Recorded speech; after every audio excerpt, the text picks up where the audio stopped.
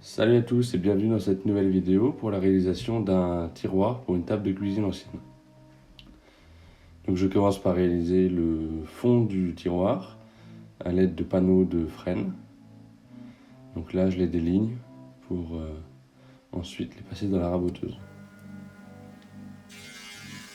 Le passage dans la raboteuse nous permettra d'obtenir un panneau d'environ 8 mm d'épaisseur.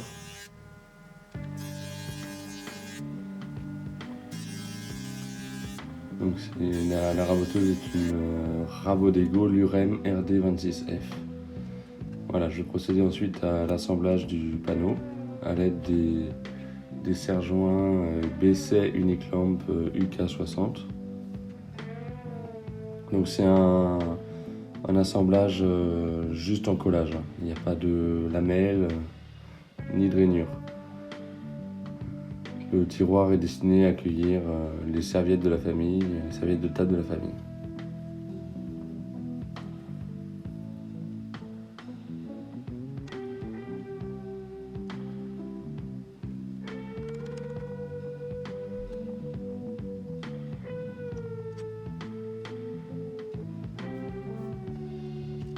Voilà, ces serre-joints sont relativement pratiques hein, puisqu'ils permettent de remplacer pour une certaine part des serre-joints dormants. Voilà, ensuite je vais réaliser l'assemblage par lamelles de la façade du tiroir.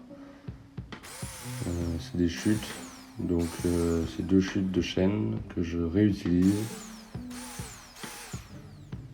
pour faire une façade. Donc la lamelleuse, c'est la lamelleuse de chez Fartools, donc c'est une des plus précises que j'ai trouvées pour la modique somme de 70 €. J'en ai testé plusieurs et celle-ci a très peu de jeu.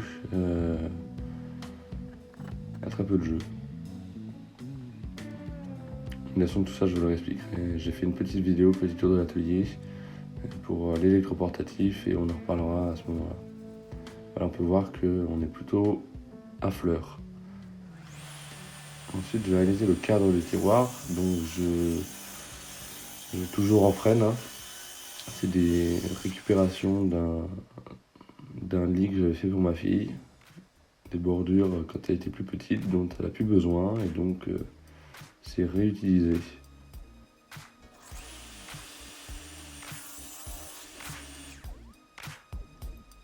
Donc, je suis très satisfait de ce système chariot qui permet des coupes d'onglets. Je trouve ça plus précis que ma scie radiale Metabo et plus précis et plus pratique. C'est-à-dire qu'on voit vraiment ce qu'on fait.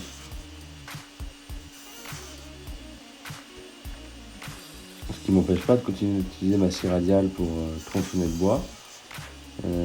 Mais je trouve que ce système-là est vraiment pas mal du tout. Donc je vais réaliser un assemblage par lamelles. Sauf qu'au moment où j'ai réalisé cette rainure pour la lamelle avec la lamelleuse, je n'avais pas réfléchi à la sortie de la lame en diagonale, ce qui fait que ça ressort la lame à traverser. Pas de beaucoup, ce qui ne va pas être gênant. Et voilà, bon, la prochaine fois je réfléchirai 2 minutes de plus, mais ça fonctionne plutôt pas mal.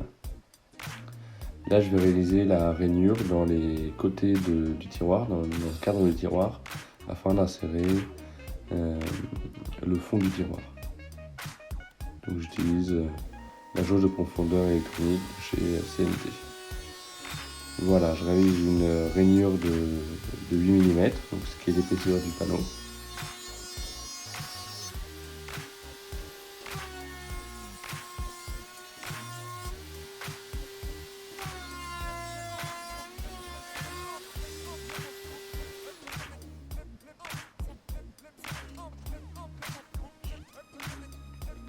Voilà, donc on a récupéré, le séchage du panneau est fini. Je vais maintenant mettre à format ce petit panneau à l'aide de la Bosch GTS 10XEC, dont je suis très content, notamment pour justement cette possibilité de mettre à format des petits panneaux jusqu'à 63 cm de largeur. Et voilà, donc voilà, je l'agrandirai encore parce que le panneau fait 51 cm de long. Voilà, ça fonctionne très bien, c'est très pratique. Donc mon petit ponçage à l'aide de ma Festo RS4.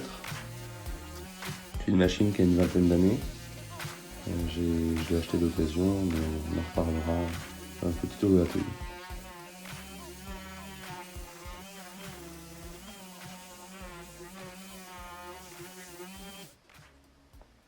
Voilà, maintenant je vais procéder à l'assemblage. On peut voir sur la gauche que la lamelleuse a traversé. Bon, c'est pas gênant, c'est pas forcément très esthétique, mais ça fonctionnera très bien comme ça.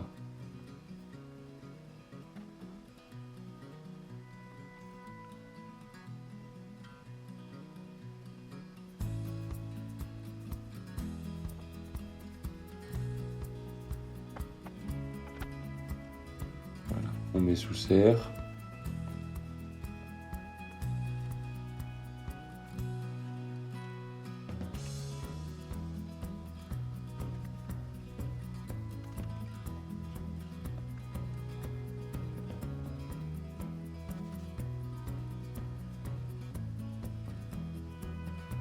Voilà, je suis assez content, le résultat est vraiment pas mal. Les coupes à 45 sont propres, elles tombent bien. Petit rabotage pour corriger les petits désaffleurs sur le tiroir.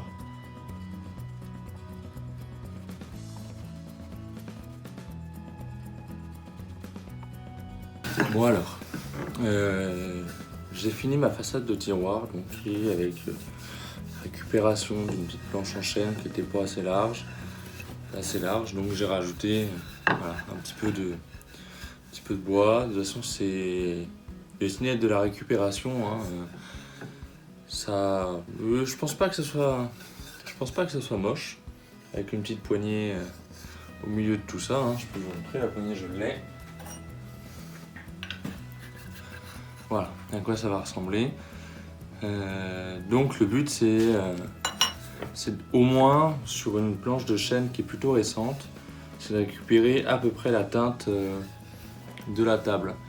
Donc la table elle est ce qu'on appelle chêne foncé, malgré un ponçage, une récupération. J'ai enlevé la majorité des couches d'encaustique parce que c'est une table qui était encaustiquée. Elle avait des couches et des couches et des couches, donc j'ai poncé la majorité pour retrouver une teinte chêne moyen.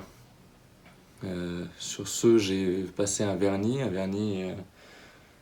cuisine et salle de bain pour les meubles de cuisine, pour les plans de travail de cuisine, qui est hautement résistant aux rayures. Voilà. Donc j'ai une table qui est chêne moyen. Seulement, j'ai une façade de tiroir qui est plutôt chêne clair. Donc j'ai réfléchi, j'ai essayé de trouver des solutions avec ce que j'avais dans l'atelier, notamment essayer de faire des mélanges de différents vernis pour avoir une teinte qui se rapproche. Ça n'a pas été convaincant. En revanche, ce qui a été convaincant, c'est de passer ceci, de la pâte du guet. Donc c'est pour patiner, teinter et remettre en état les meubles anciens, spécial artisan. Donc voilà ce que ça donne sur la même planche. Et on se rapproche vraiment pas mal de la table, de la teinte de la table. C'est pas non plus fou, hein, c'est pas la teinte exacte, mais ça se rapproche pas mal. Alors cette façade de tiroir, elle va se trouver sous le plateau en fait. Donc elle va se trouver à l'ombre la plupart du temps. Donc même si la teinte n'est pas exactement la même, je pense pas que ça soit gênant. Donc allez, on va teinter tout ça.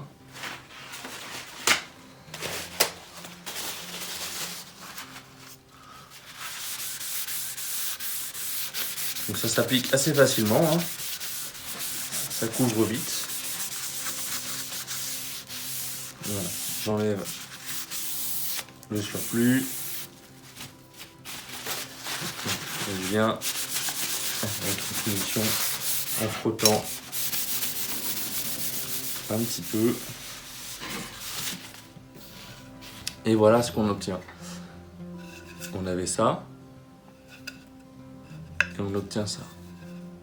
Voilà, donc c'est vraiment la teinte idéale, hein, vous verrez de toute façon à la fin de la réalisation.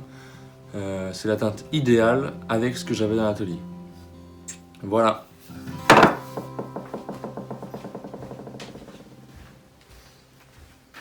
Voilà, donc l'assemblage du tiroir est terminé. Je l'ai maintenant fixé sur la table. Donc c'est 2 tasseaux qui ont été rainurés afin d'accueillir, de servir de glissière. L'ensemble est arrêté par un autre tasseau. On va le voir sous la... Voilà, vous voyez, on voit le tasseau derrière qui permet du coup d'arrêter en profondeur le tiroir. Il sera complété par la fixation de 2 bouts de bois pour bloquer l'ouverture du tiroir à peu près aux 2/3 de la course. Alors là je tire et là on est arrêté. Voilà. Donc c'est un tiroir à l'ancienne, il n'y a pas de glissière parfaitement droite, de toute façon la table n'était pas droite dès le départ. Voilà. Bon, mais je vous remercie, n'hésitez pas à mettre des pouces bleus, à vous abonner, à partager et on se retrouve prochainement pour une nouvelle vidéo. A plus.